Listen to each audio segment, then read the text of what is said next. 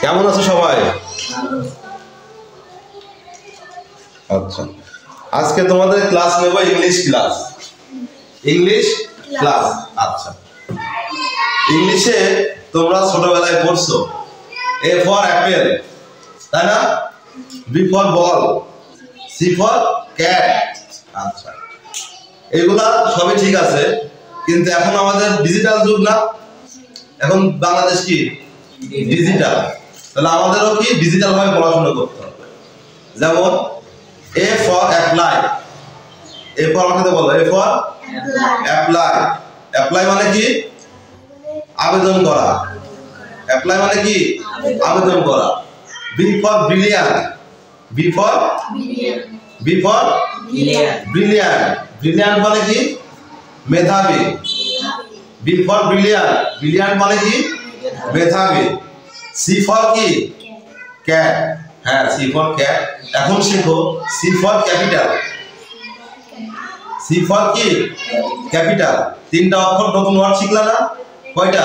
তিনটা।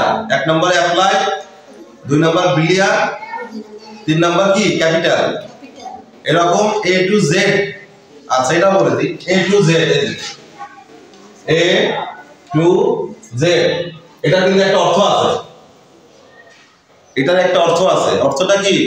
সম্পূর্ণ। এ to Z এর অর্থ কি? সম্পূর্ণ। এই যে দন্তের স, ময় পয় দীর্ঘ, মধ্যে নয় কি? সম্পূর্ণ। এ টু জেড এর অর্থ কি? সম্পূর্ণ। আচ্ছা, এই যে বইটা, এখানে লেখা আছে কি? English for today. English for today. Class 9 and 10, class 9 and 10, মানে 9 এও এভাবে পড়তে হবে, ক্লাস 10 এও এভাবে পড়তে হবে। তারপরে তোমরা কি এসএসসি পরীক্ষা দিবা, তাই না? এসএসসি এর একটা মিনিং আছে, জানো সেটা? আচ্ছা, এসএসসি সেকেন্ডারি স্কুল সার্টিফিকেট। বলো, কথাটা বলো। সেকেন্ডারি, বলো। Secondary school certificate. মানে তুমি যদি এসএসসি পাস করো, তাহলে তুমি এই সার্টিফিকেটটা পাবা স্কুল থেকে, ঠিক না? পাবা এই সার্টিফিকেটটা। ওকে, তাহলে ইংলিশ শিখতে হলে, ইংলিশে কথা বলতে হলে আমাদের কি করতে হবে?